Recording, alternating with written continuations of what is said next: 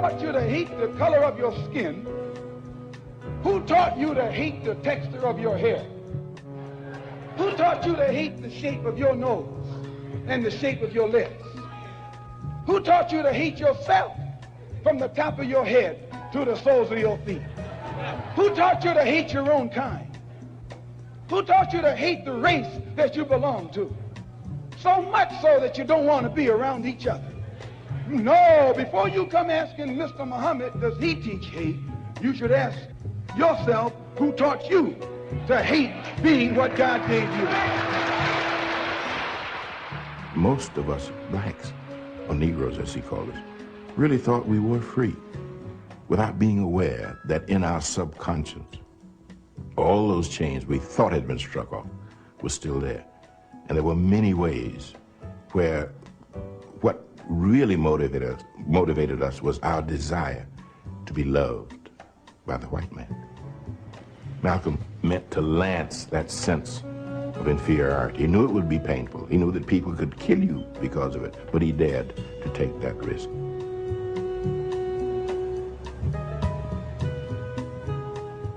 He was saying something over and above that of any other leader of that day. While the other leaders were begging for entry into the house of their oppressor, he was telling you to build your own house.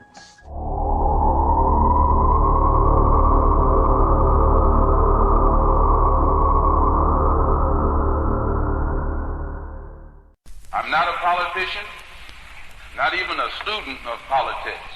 In fact, I'm not a student of much of anything. I'm not a Democrat. I'm not a Republican. I don't even consider myself an American.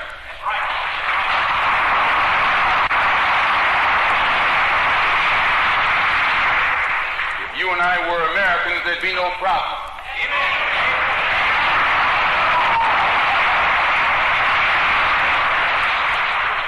Those hunkies that just got off the boat, they're already Americans. The Polacks are already Americans. The Italian refugees are already Americans. Everything that came out of Europe, everything, every blue-eyed thing is already an American. And as long as you've been over here,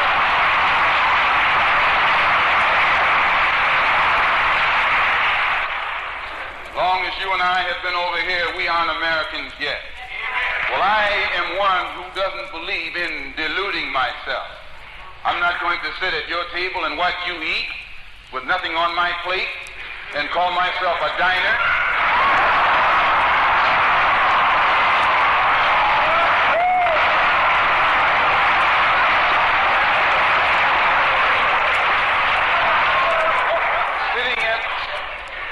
Sitting at the table doesn't make you a diner. You must be eating some of what's on that table. Being here in America doesn't make you an American. Being born here in America doesn't make you an American. Why, if birth made you American, you wouldn't need any legislation. You wouldn't need any amendments to the Constitution. You wouldn't be faced with civil rights filibustering in Washington, D.C. right now. They don't have to pass civil rights legislation to make a Polak an American.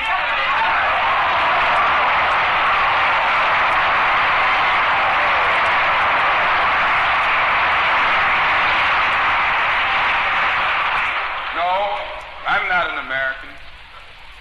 I'm one of the 22 million black people who are the victims of Americanism.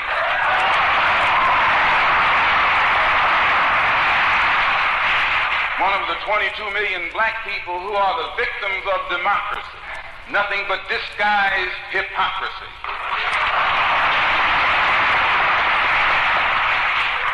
So I'm not standing here speaking to you as an American or a patriot or a flag saluter or a flag waver. No, not I.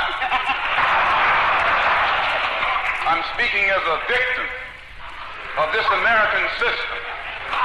And I see America through the eyes of a victim. I don't see any American dream. I see an American nightmare.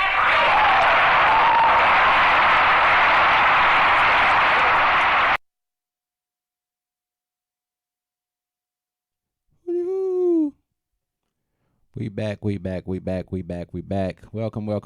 back to the No PC Show, Thursday night edition. Glad to see everybody could make it. I actually made it on time tonight. The name of the show tonight is Don't Trust the Game. And when we say the game, we're talking about this American game that has been ran on us for the past 400 years. I often talk to people and they say, well, black people need to learn to play the game. And it's always a disturbing statement to me because we're not playing games. At least I'm not playing games. The game plan that America makes you participate in is only to keep you in your place. And you'll hear blacks spouting off that individual success story stuff or this happened and this happened. But the balance in America is so off. And it's basically, I mean, if anybody's ever read the 48 Laws of Power, the third law is conceal your intentions. But America doesn't even feel they've ever had to conceal their intentions because they knew we were going to be suckers or whatever and go along with it. I often talking about being a militant and that how you would pay for your militancy. But you wouldn't have to be a militant if you were being treated in a fair manner. The militancy comes from defying someone who is treating you in a wrong manner. So we see all these occurrences, and I didn't want to bring up this Judge Tammy crap anymore, but just for the final time, I'll bring it up because we were talking about Judge Tammy and the hug, and I made a statement to a friend like, I don't give a damn. Don't bring God into the courtroom. What you do on your own time, that's on you. Because we haven't seen justice in America in an even way. We see no compassion for black people on any level, really, when they go to court. I was told, well, you should want to go to court. Why should I want to go to court in a crooked system that hugs murderers, that takes murderers to Burger King for burgers, that chokes men out on the street, that incarcerates young black boys for decades? No, that's not a system I want to go to. That's not a game I want to play. That's not a game I want to participate in. Rule 3 of the 48 Rules of Power is keep people off balance and in the dog by never revealing the purpose behind your actions. No, we're all Americans. Now, if you work hard, Jimmy, do what we say. Forget all those other Negroes. Just do what we say, and you're going to be okay, Jimmy. We're going to give you opportunities. And then you talk about all the opportunities. Yes, black people are making moves in America. Everybody's now on TV talking about Tyler Perry and the 330-acre studio that he just opened. Congrats to him. But nobody's looking at the behind-the-scenes thing that allowed him to get to that point. No one's talking about the $980 million deal he signed for the next 9 years. So he got that money. So he's able to do some things and hire some black people. But he signed a contract with those people in order to get this done. One of the and I guess a lot of people don't understand this because, like I always say, there's different groups of black people in America. There's some black people that are happy with the status quo the way it is because, look, I went to school, I got that degree, I'm working, screw all this militancy stuff, screw it. Let's just get on with it.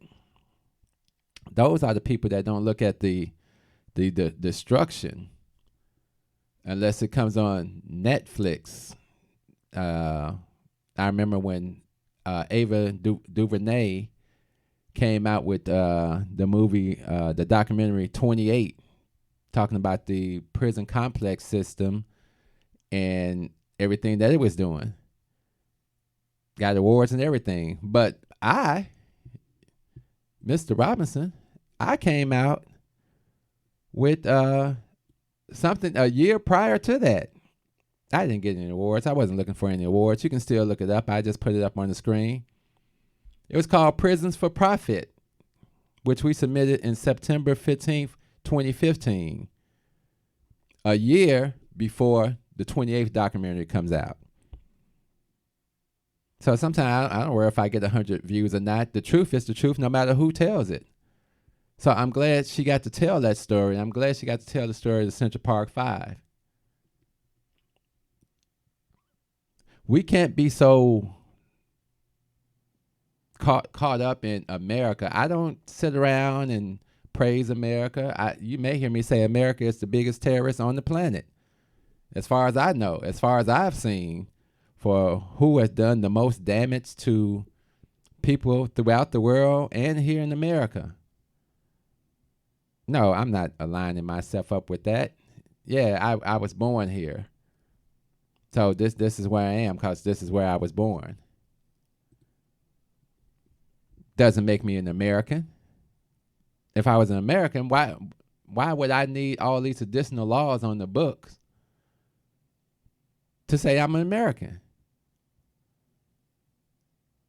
The laws were put in to make it safer for us. That's all I can say. They don't beat us and lynch us. Well, if you look at TV, they do beat us and lynch us and get away.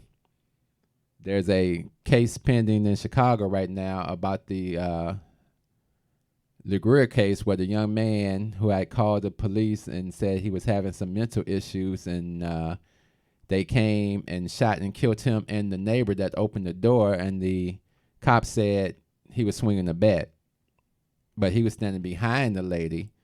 So how were you in danger? And you shot and killed two people. But they recently had a party, and at that party, they were handing out vouchers for guns. The cops, the Fraternal Order of Police, threw this party for him.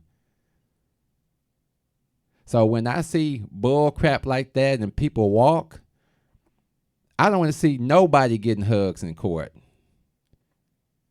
Especially if you, hey Harv, especially if you received the endorsement of the Dallas Police Department, and how you become the judge is crazy. But it's part of the game.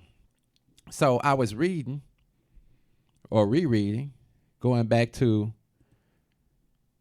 I don't know if y'all can see that. Well, if you're on the Facebook side, if you come over to YouTube, you can either click on the link that we put out there, or you can just go to YouTube and type in the No PC Show, all one word, and you can see what we're talking about here. This is Johnnie Cochran's book, A Lawyer's Life. Nobody's going to deny that Johnnie Cochran was an incredible lawyer. But there's a part in here I just want to read and share with you. If I got the right page here, give me 1 second.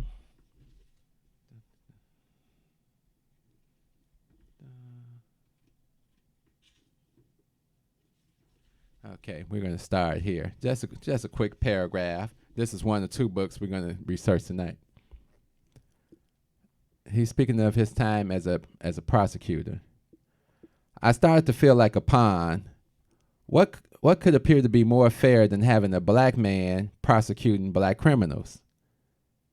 There are moments when I look back on my career and I wonder, how could I have done some of the things that I did? But I had been raised to believe in the American system of justice, and it took some time for me to accept the fact that the system had more to do with promoting social issues and the public convenience than justice. It appeared as though I was doing an excellent job because I won all my cases. But these cases weren't difficult to lose. We were all playing roles in a carefully crafted play. We knew it, but we didn't admit it. The only one who didn't know his lines was the defendant. If he couldn't afford counsel and was assigned an overworked public defender, he had almost no chance at all. The public defender had their roles in this play too. If the defendant had their role to play in this too, if the defendant could afford a private lawyer, he at least had a reasonable chance to getting that hung jury and walking out of the courtroom. Just an excerpt from his book. It's a game. You go into court, you're getting assigned an overworked public defender. You're going to be offered a plea in most cases, and about 85% of the cases are pleaded out. That's how the system works. And they say, learn to play the game. They force you to play the game. Look, you can be going away for 8 years or take this 3. Most people plead out. But I heard about an interesting case about a public defender who actually got 3 dudes off on a murder charge. Now, first thing was, if they was innocent, great. Somebody did their job, and 3 black men didn't go to jail. I don't know what happened to the other 100 cases that she has, because most of them have at least 100 cases. So if she was able to do that, if you're a good lawyer and you got the right resources and things fall a certain way, yeah, I told my friend, yeah, that could happen.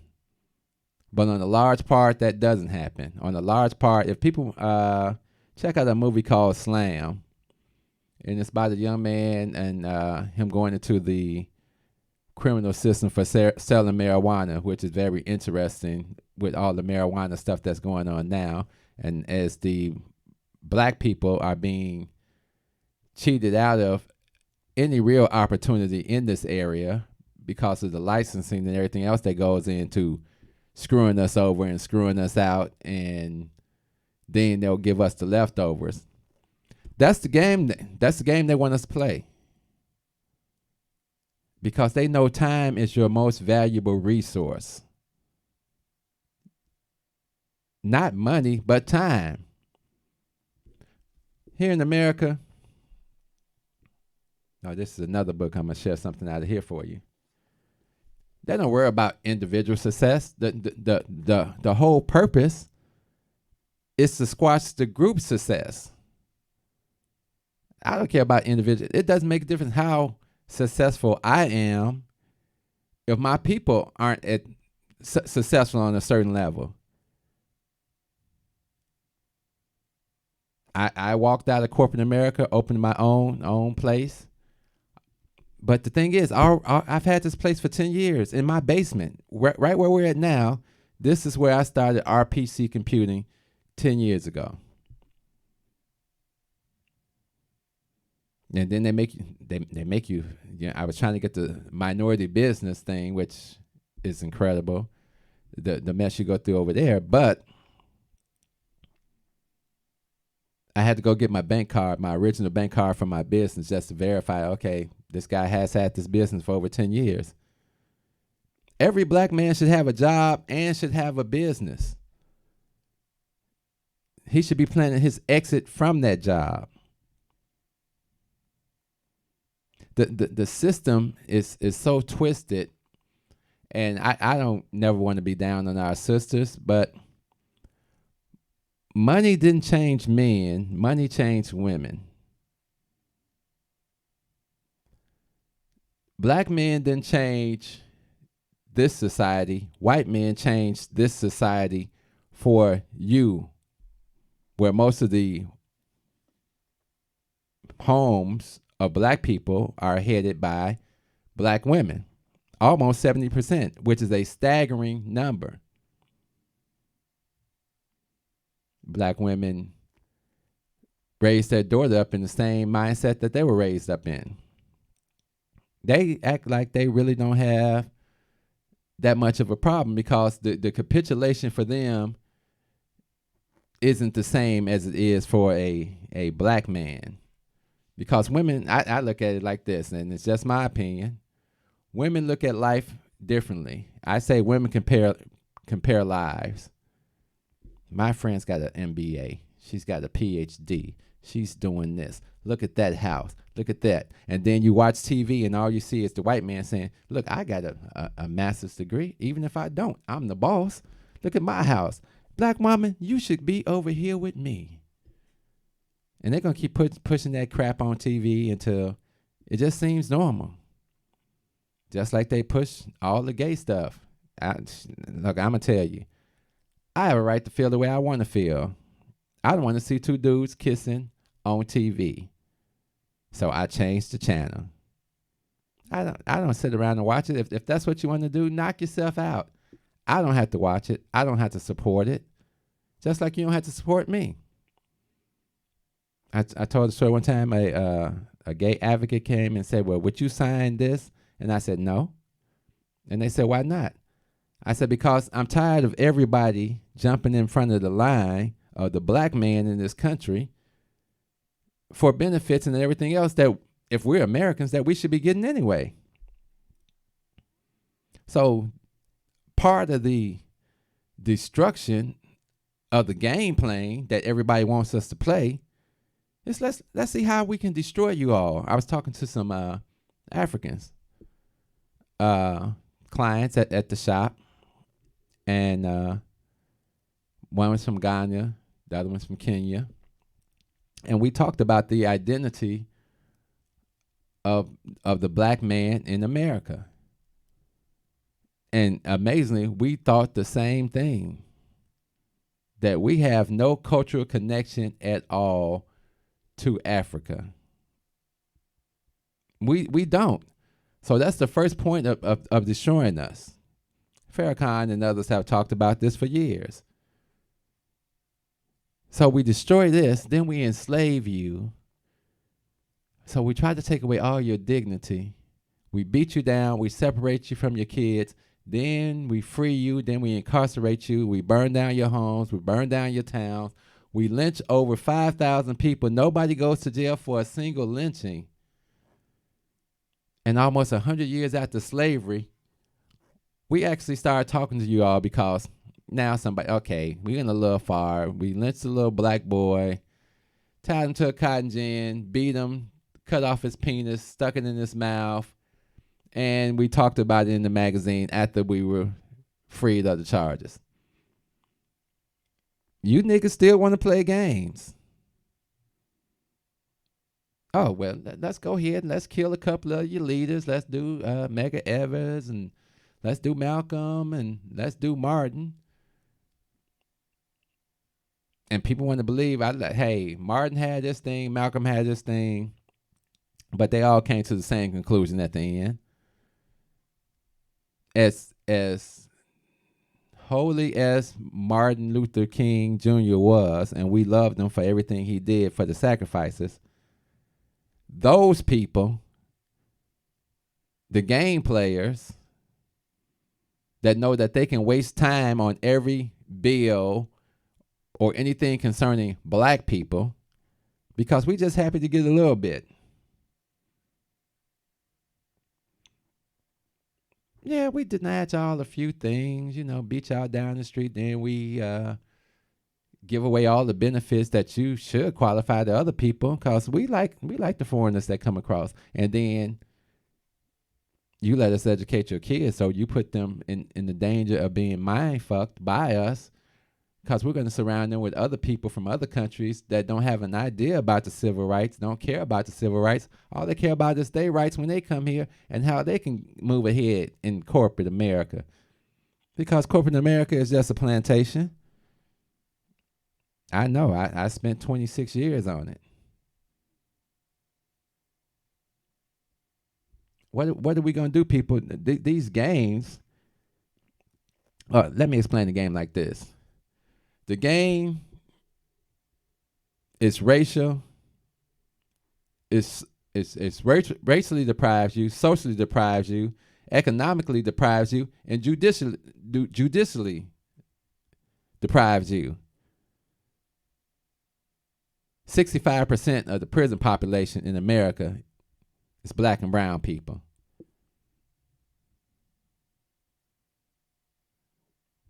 How is that? When we're not even the majority population, we're 14% of the population in America, but 65%. And then what happens in the jail system? Well, we talked about it for prisons for profit. Oh, well, shit, this is a great thing. We got a endless resource of Negroes, and we've already did the studies on how many we're going to lock up, and now things are better because we've given them some touch screens, and they can just order their commissary on the screen, and they can enjoy it, and we'll put a little cable TV in, but let's cut a lot of these educational programs out. It's because it's really not about rehab. We want them to go back out, and the recidivism rate for black people is higher because you take a man, destroy his life. It doesn't take long to destroy a life. If a man had a job and was working and taking care of his family, even if it was a minimum wage job, you know, the protection for the family was there. Hey, Monique. The protection of the that's the whole structure of the family. That's why the man is there. He is there like the lion. He is there to protect. And even if he doesn't have a job, he's still the man of the house if he's been raised to be the man of the house. I say women don't raise boys to be the men of the house. Often they raise them with their attitudes, and then they become the B of the house. And they absorb a lot of behavior, emotional behavior that's not really associated with men, because men don't tend to be that emotional. So when you turn a young boy out into the street because he has no protection, because his father's not there, because his father's incarcerated, dead, or not on the standard of what you should think he should be, because society says you got to have this job, make this money, and be this. You have to be not a black man, but just be a man. Come in here and do what we say, boy. And then she will be happy with you. There was a story, it's a couple of years ago, it really upset me because there was a young black man. He was smart. He was working for, I believe it was Google. And he was telling his wife, you know, they had the house and all this and the money was coming in. He was miserable. He kept telling her and telling her and telling her. And she like, just go. Just deal with it. It's going to be okay. He wound up killing himself, which I totally don't agree with. Why would you, first of all, why would you even listen to her? I know that's your wife, and men, and no knock on women. Sometimes to be a man, you're going to do some stuff that she don't like. Now, they love when James Evans did whatever the hell he wanted to do on TV, but they don't want you to pull a James Evans. They don't want you to walk away from corporate America and all that money and the enslavement of your mind and body in these corporations. No, that's not their goal, because that doesn't work with the plan of, I want to live here in this community. I want my kids to go to school here. It's hard. You know why we got problems? Because we never built our own house. Yeah, people are just discovering a lot of, I've been reading history books and things for years, but a lot of people are just discovering all the nonsense that was going on in America over the past, I'll say 400 years. But we're just talking about the Jim Crow era. And they talk about race riots and stuff like that. There were no race riots. That was white people fucking with black people. When black people said, okay, we're not going to fuck with y'all. We're going to go on over here and we're going to build our own thing. During the Depression, the blacks really weren't as depressed as the whites, because we really wasn't messing with them like that. We were kind of self-contained, kind of had some jobs because a lot of people went away to the army, so it left a lot of jobs open. And so when the white people came back and they couldn't find jobs and things like that, and they would see the black section of town because they didn't want you niggas coming over here no way unless you're spending your money. So stay over there, niggas. Then they started looking like, man, these niggas eating. And we over here starving. So across America, not just Tulsa, Oklahoma, or Rosewood, Florida, throughout the states in America, whites were attacking and destroying black towns. Now, they weren't burning up the houses before they stole all the stuff out the house, before they stole all the money out the house. And no one was persecuted. I want somebody to find me a story that shows somebody being persecuted for all the mayhem that these people cause. And you got to remember when they divided up the pie, like they'll be like, well, after slavery, it was the Industrial Revolution, and we took it from there. So you guys had a fair chance to participate. So you all took the money from slavery, because we never got paid for slavery, bought machines, a lot of them which we had a lot to do with inventing or helping to invent, continue to make your money, and just left us assed out. And then for the people that continue to have farms that had slaves, well, you can stay here now, but now I got to charge you for your home, charge you for your tools you use, and then I cheat you on how much money I owe you for the cotton and the tobacco and everything. And then you wind up with just enough just to survive. So you wind up just like the Negroes are today, how we are today. We're not living. We're surviving. Yes, some of us are living. I can't say that I'm in a bad position. I did my time on the plantation. And when young Master Stephen grew up and thought that he too would be my master, I said deuces. Because the democracy in America is the hypocrisy of America. Chelsea Handler just did a show I was watching on Netflix. Let me show this on the screen. She did a Netflix called White Privilege. And I watched it because I was like, okay, this chick is always on something.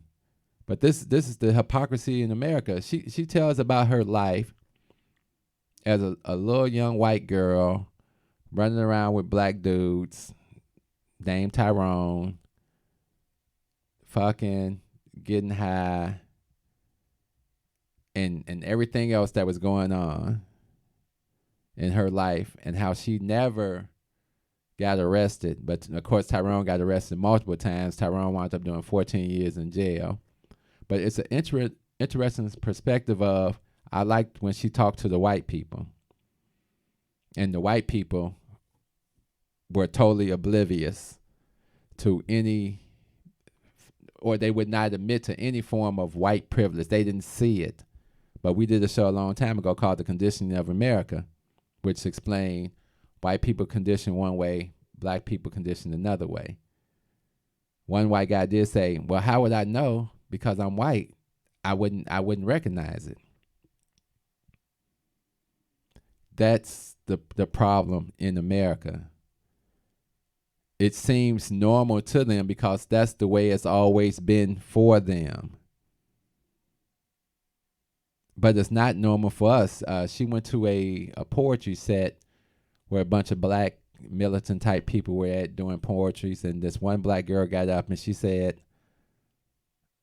I'm offended that you're here because this is just another example of white privilege that you are showing right here by even coming here to do a documentary, because me as a black person, I couldn't go into white America and be accepted and do any type of program.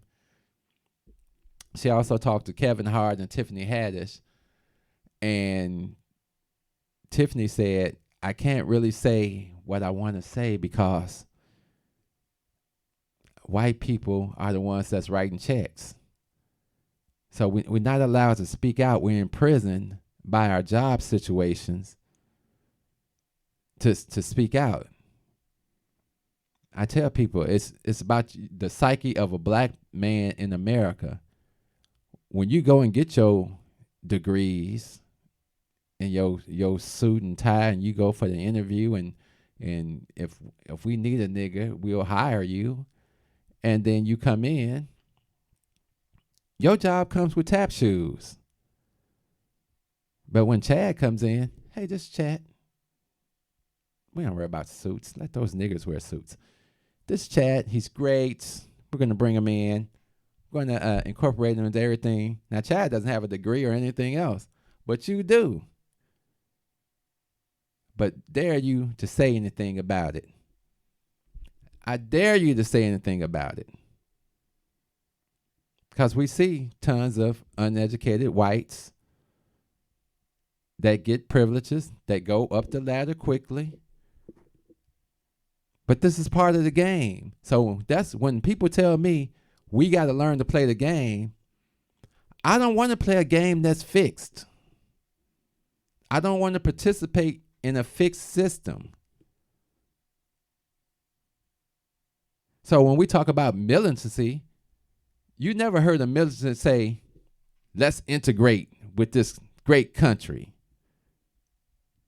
No militant has ever spoken those words. Now, the white people protesting, those are called protesters. Black people protesting are called militants. And your government decides if you're a militant. Right now, they got the Black Intelligent Extremist Movement, where they've kicked most of the folks off TV, Tavis Smiley, Roland Martin, all these people that were prominent on TV. No, let's get rid of these niggas. They got to go. I'm shocked I haven't been kicked off Facebook yet. It's amazing. But it is a secret group. But, you know, they'll catch me eventually. But you're not allowed to speak your voice as a black man in America. And if you don't have enough money, nobody's listening to you anyway. What do you have going on, nigga? Man, go on over there and sell your newspapers or whatever you do. Don't worry about how we have decided that marijuana is the new money maker and we not going to let you make any money. But we already knew we had to let y'all out of jail before we could even do this. So we put all this legislation, all this work in, and that's what we say about the game. They write the rules to the game. They change the rules of the game. When you think you're about to win, the rules change. But you're still telling me black people need to learn to play the game. What type of game is that? I don't care about individual success. It's inspiring. I admire it. You know, people that get out here and work and try to be business owners. My business is RPC Computing. It's right here on the screen. Repairs, upgrades, consultations, printing. 1741 East 71st Street, Chicago, Illinois. 773-966-4457. I get up and I go work there 60 hours a week. For me, for my family, because I got to start building somewhere. Because in corporate America, you're not allowed to build your legacy. You're allowed to build their legacy. And that's the problem with us as black people in America. We haven't built legacy. We know it was taken away. They know it was taken away. I wrote down here, they won't deal with our reality, but they force you to deal with theirs. Because the only thing that counts in a capitalist society is money. Nigga, you got money? Okay, even if you got money, we'll find a way to take it. We'll find a way to lock you up, Bill Cosby. While all these other people are still running around whose cases were before Bill Cosby. Even your president had a case the day of an election. Don't take my word for it. Look it up. The same dude that just killed himself. Him and Trump was running around together. It's incredible the amount of nonsense that we are expected to digest in this country. But, you know, keep playing the game. Because screw all the other black people. As long as I'm getting mine, that's all that matters. Right? Love, peace, soul. We out of here. Step out of the car. No, you don't have the right. Step out of the car. You do not have the right to do that. I do have the right. Now step out or I will remove I you. refuse to talk to you other than to identify myself. Step Now, if your woman ain't no revolutionary, she'll persuade you to be a fucking slave for the rest of your days. She'll be grooming you on how to behave, teaching you how to coon and buck band so that you can be safe.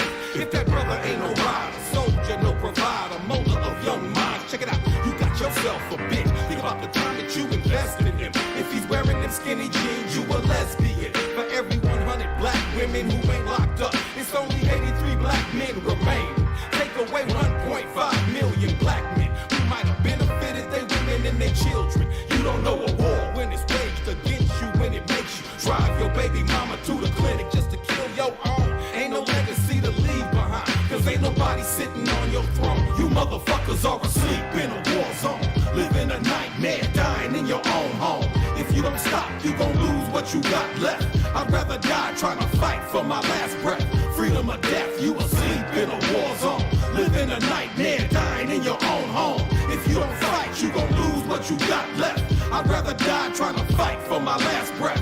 Freedom or death, nigga. Sandra Bland was a rider. She wouldn't have committed suicide, and you a motherfucking liar.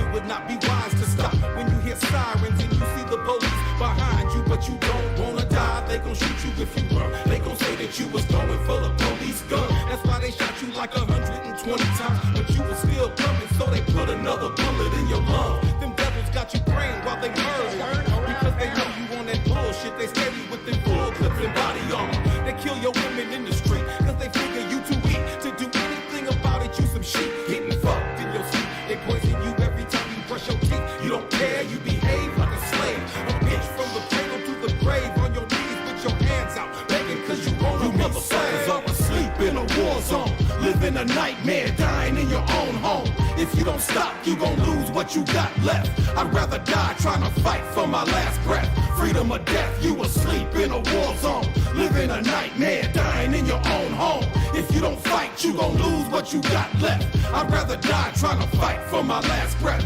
Freedom or death, nigga. Bullshit, you full of shit. Full of straight shit. Freedom or death, nigga. Fuck that. That's all it is. Freedom or death, nigga. If you just listen, I was trying to say fucking tissue. Freedom or death, nigga. Are you fucking serious? Freedom or death, nigga. We go to court. Ooh, I can't Freedom or death, wait. nigga. Go to court. I can't wait. Ooh, I can't wait. Want me to sit down now? That make you feel better about yourself? knock it off. Nah, that make you feel better about yourself? That make you feel real good, won't it? Fucking pussy. Well, tell your nigga you doing all this. The little ass prayers you take. My God, they must have. You were getting a warning. Until now, you're going to jail. I'm getting it for what?